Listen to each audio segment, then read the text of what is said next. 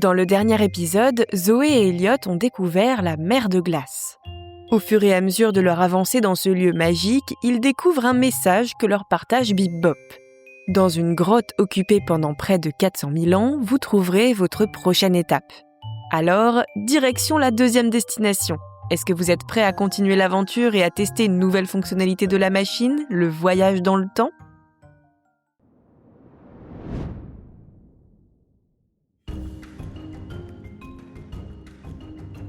Évidemment, s'écrie Zoé en sautant de joie. Même Elliot, d'ordinaire peureux, hoche vivement la tête, impatient de découvrir le voyage dans le temps. Pour cette étape, il faut appuyer sur le bouton vert et vous serez transporté au Jurassique, il y a 140 millions d'années, annonce Bip Bop. « Oh, c'est l'époque des dinosaures !» s'écrie Zoé en appuyant sur le bouton. « Vous êtes sûr que c'est une bonne idée ?» demande Elliot, inquiet. « Les dinosaures sont dangereux, on pourrait se faire dévorer tout cru. » « Ne t'inquiète pas, le rassure Bip Bop. Les dinosaures vivent sur la terre ferme et vous allez arriver sur l'eau. »« Sur l'eau ?» s'exclament ensemble Zoé et Elliot. Mais avant que Bip Bop ne puisse leur expliquer, tout disparaît autour d'eux. Le sol tremble sous leurs pieds, le vent siffle dans leurs oreilles et des flashs de lumière colorée les enveloppent.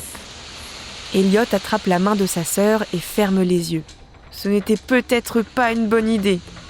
Puis, tout s'arrête. Zoé et Elliot atterrissent doucement sur un radeau.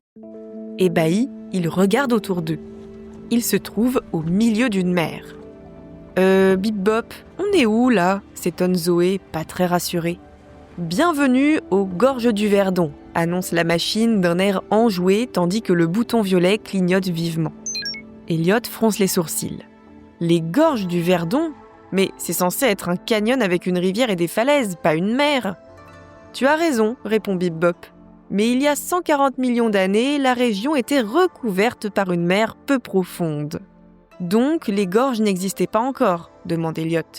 Non, mais c'est quoi ça ? Le coupe Zoé, en pointant du doigt une sorte de gros escargot qui se déplace dans la mer. C'est une ammonite. Elle a une coquille en spirale et des tentacules, explique Bip Bop. Justement, c'est grâce aux ammonites, aux coraux et aux récifs que les roches du Verdon se sont formées. Quand ils meurent, leur squelette s'accumule dans le fond et forme une roche que l'on appelle le calcaire corallien. Donc, si je comprends bien, dit Elliot, les roches des gorges du Verdon sont du calcaire corallien qui a plus de 140 millions d'années. En grande partie, oui, répond Bip Bop. D'autres parties des gorges sont constituées d'autres types de calcaire. Et maintenant, est-ce que vous voulez savoir comment tout ça s'est transformé en gorge ? Oui ! Cette fois, Zoé et Elliot n'ont plus peur lorsque le sol se met à trembler et que les flashs de lumière jaillissent. Au contraire, leurs yeux brillent de curiosité. À quelle époque vont-ils atterrir cette fois ? Zoé baisse les yeux sur la machine. Sur l'écran, une inscription s'éclaire. 5,5 millions d'années. Quand le sol s'arrête de trembler, Zoé et Elliot découvrent de hautes montagnes. Ce n'était pas censé être une couche de calcaire corallien ? demande Zoé en marchant. Comment les montagnes ont-elles pu se former ? C'est une très bonne question, approuve Bip Bop. L'explication tient en 3 mots. La tectonique des plaques. La quoi ? La tectonique des plaques, répète Elliot qui court derrière Zoé. La surface de la Terre se découpe sur plusieurs plaques qui bougent en permanence. C'est ça, confirme Bip Bop. Il y a environ 50 millions d'années, la plaque africaine est entrée en collision avec la plaque eurasienne. C'est celle sur laquelle la France se trouve. Ça a donné naissance aux Alpes et à d'autres montagnes. « Mais là, je n'ai pas l'impression de bouger », constate Zoé. « C'est normal », répond Elliot. Les plaques tectoniques avancent très très lentement, de quelques centimètres par an seulement. Mais sur des millions d'années, ça suffit à provoquer des changements importants.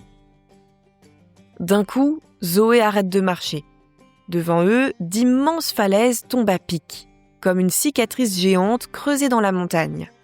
Au fond, une rivière coule très vite, très très vite. Elle transporte tout ce qu'elle trouve sur son passage, même d'énormes blocs de pierre. « Faites attention et éloignez-vous du bord, les enfants », avertit Bip Bop.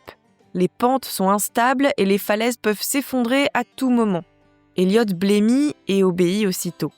Après un dernier regard vers le vide, Zoé le suit. « Mais qu'est-ce que c'est que cette rivière ? Pourquoi est-ce qu'elle est aussi forte et aussi profonde ?» demande Zoé. C'est parce qu'on est au moment de la crise messinienne, explique Bip Bop.